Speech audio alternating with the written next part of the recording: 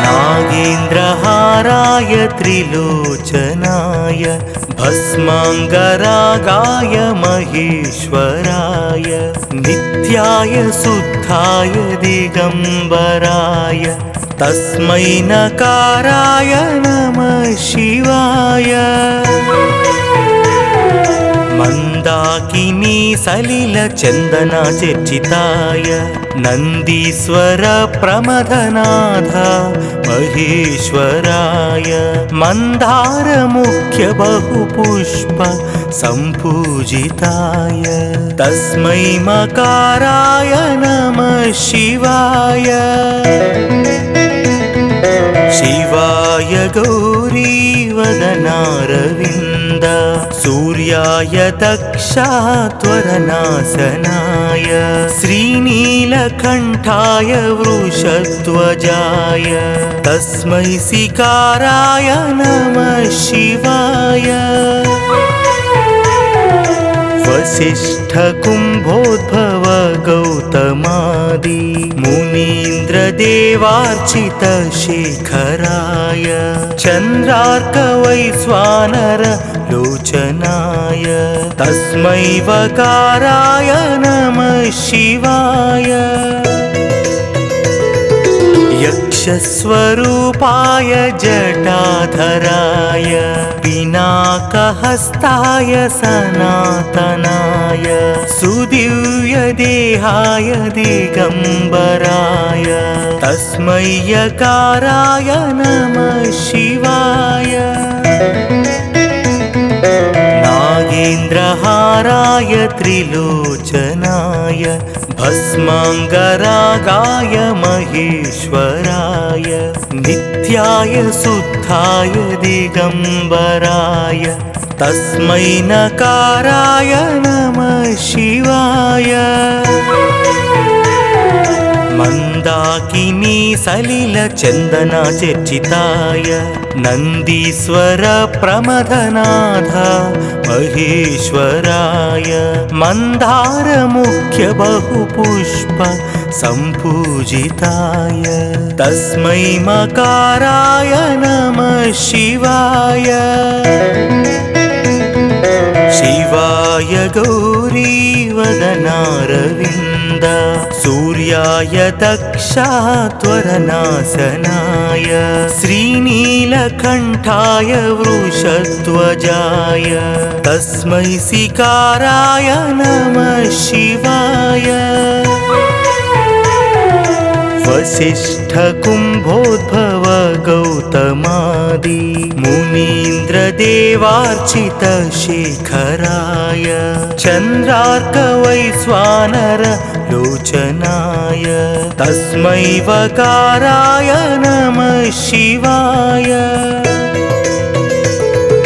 यक्षस्वरूपाय जटाधराय पिनाकहस्ताय सनातनाय सुदिव्यदेहाय दिगम्बराय तस्मै यकाराय नमः शिवाय। पञ्चाक्षरमिदं पुण्यं यः पठेच्छिवसन्निधौ शिवलोकमवाप्नोति शिवेन सह मोदते।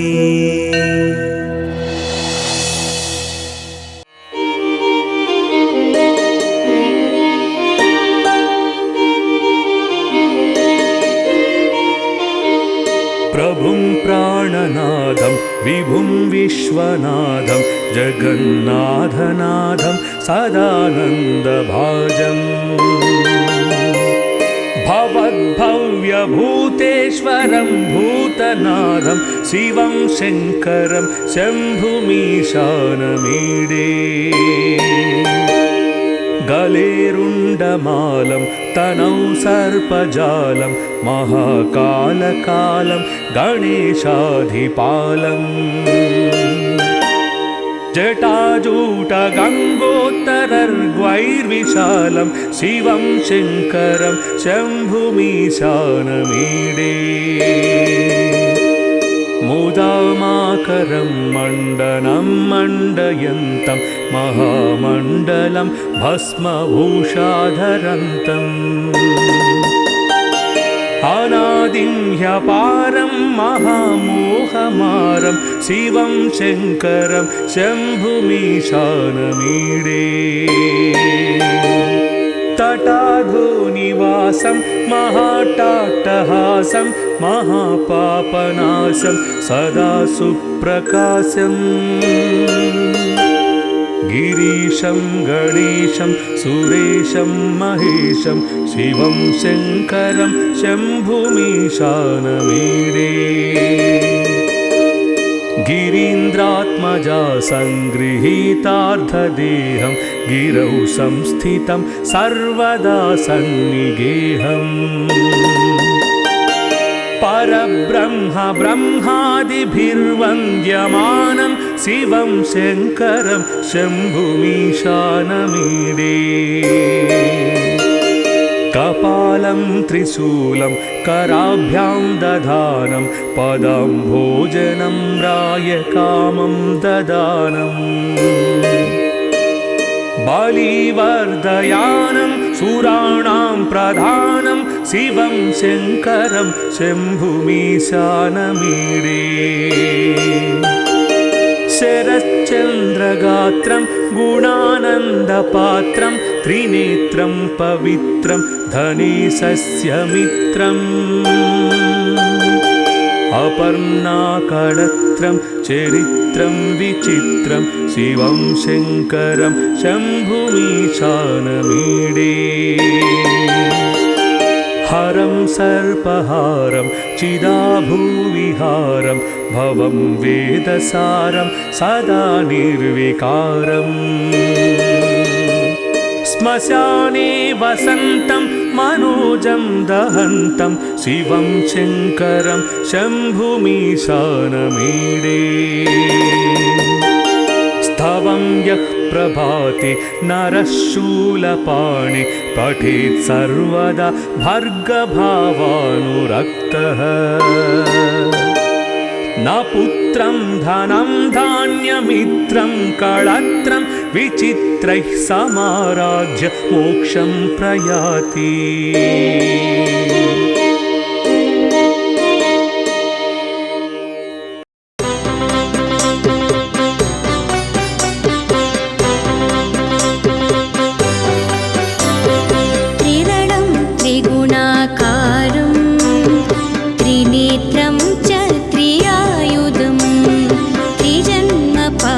संहारम् एकबिल्वं शिवार्पणम्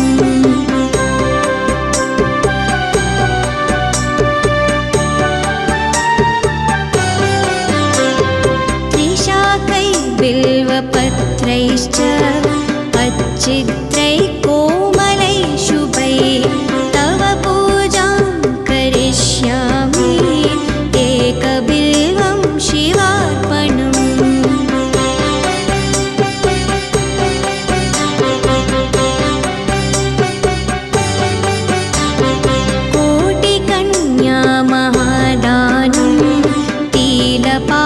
पार्वतकोटय काञ्चनं शीलदानेन एकबिल्वं शिवार्पणम्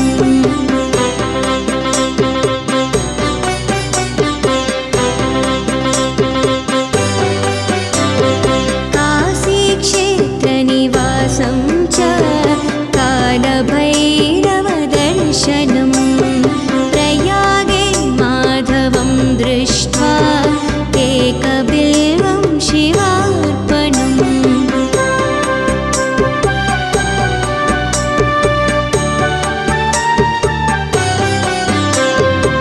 इन्दुवारे व्रतं स्थित्वा निराहारो महेश्वरः नक्तं हंस्यामि देवे च एकबिल्वं शिवार्पणम्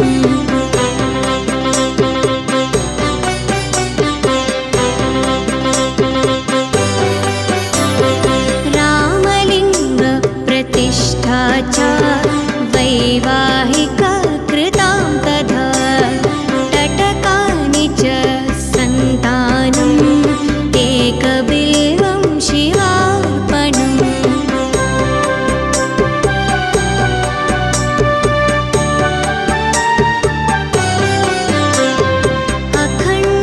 बिल्वपत्रंश्च अयुतं शिवपूजनं कृतं नाम सहस्रेण एकबिल्वं शिवार्पणम्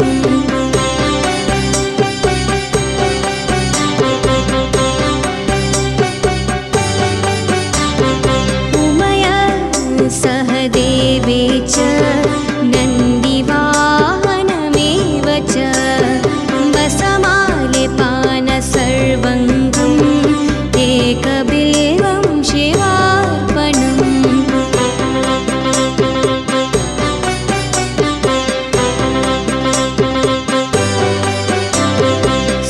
सालग्रामेषु विप्राणं तटाकं दशकूपयो याज्ञकोटिसहस्रा च एकबिल्वं शिवार्पणम्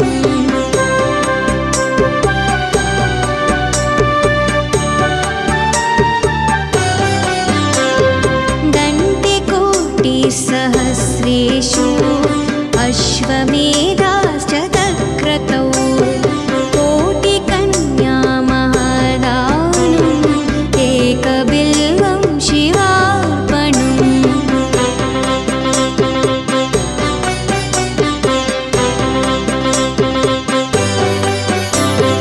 बिल्वानां दर्शनं पुण्यं स्पर्शनं पापनाशनम् अघोर पापसंहारम् एकबिल्वं शिवार्पणम्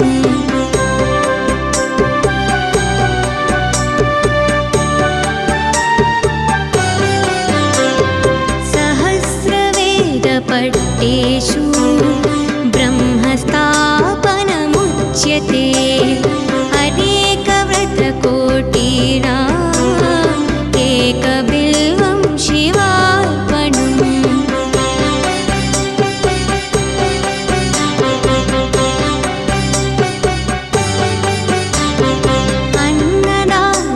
अन्नदानसहस्रेषु सहस्रोपनयनं तथा अनेकजन्मपापानि एकबिल्वं शिवार्पणम्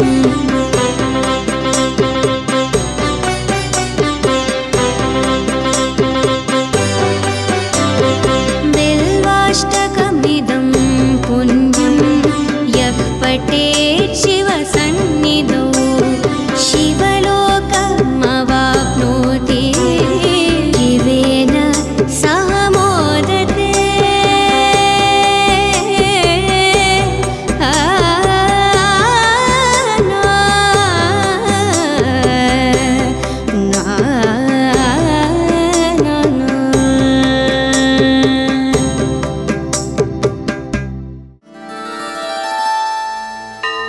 नमामि शमीशाननिर्वाणरूपं विभुं व्यापकं ब्रह्मवेदस्वरूपकमजं निर्गुणं निर्विकल्पं निरीहं चिदाकारमाकाशवासं भजेऽहम्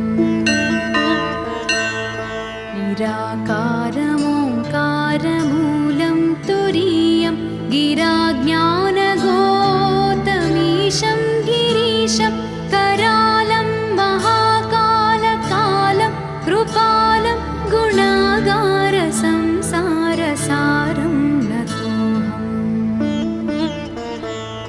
तुषारात्रिसङ्काशगौरं गभीरं मनोभूतकोटिप्रभासी शरीरं स्फुरन्मौलिकल्लोलिनी चारुगङ्गा लसत्फालबालेन्दुकण्ठे भुजङ्गा चलत्कुण्डलं शुभनेत्रं विशालं प्रसन्नाननं नीलकण्ठं दयालं मृगाधीशचर्माम्बरं मुण्डमालं प्रियं शङ्करं सर्वनाथं भजामि प्रचण्डं प्रकृष्टं प्रगल्भं परेशम् अखण्डं भजे भानु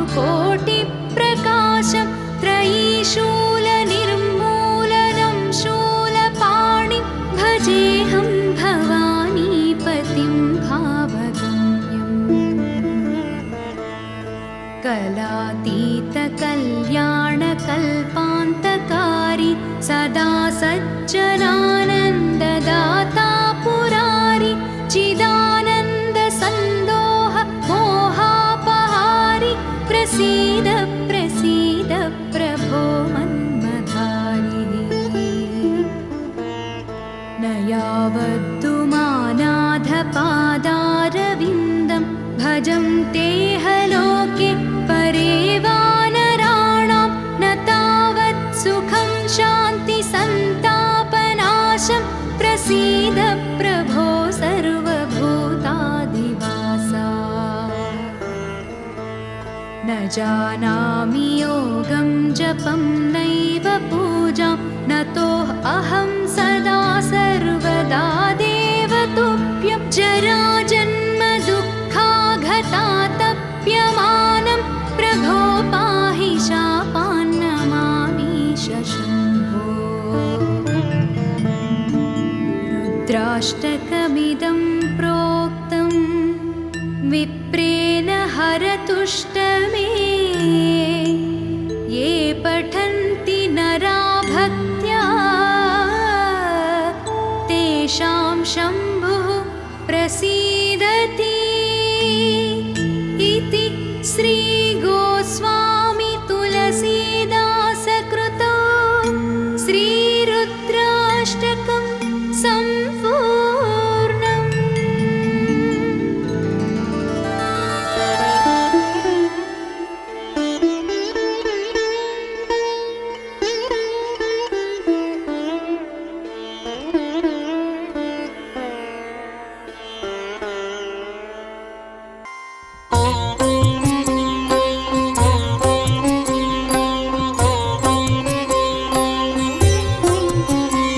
पशूनां पतिं पापनाशं परेशं गजेन्द्रस्य कृत्तिं वसानां वरेण्यं जटाजूटमध्ये स्फुरत्काङ्गवारिं महादेवमेकं स्मरामि स्मरामि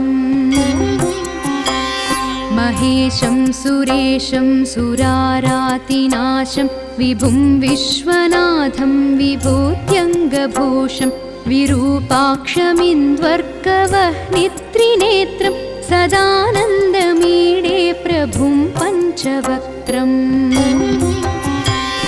गिरीशं गणेशं गले नीलवर्णं गवेन्द्राधिरूढं गुणातीतरूपं भवं भास्वरं भस्मनाभूषिताङ्गं भवानीकलत्रं भजे पञ्चवक्त्रम्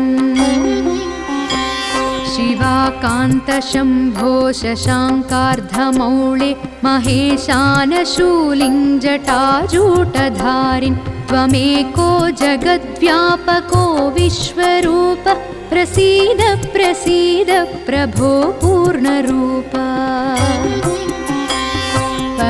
परात्मानमेकं जगद्बीजमाद्यं निरीहं निराकारमोङ्कारवेद्यं यतो जायते पाल्यते येन विश्वं तमीशं भजे लीयते यत्र विश्वम्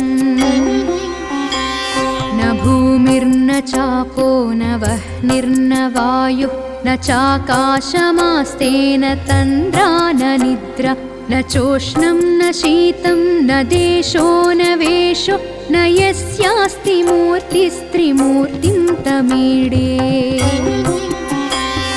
अजं शाश्वतं कारणं कारणानां शिवं केवलं भासकं भासकानां तुरीयं तमः पारमाद्यन्तहीनं प्रपद्ये परं पावनं दैत्यहीनम्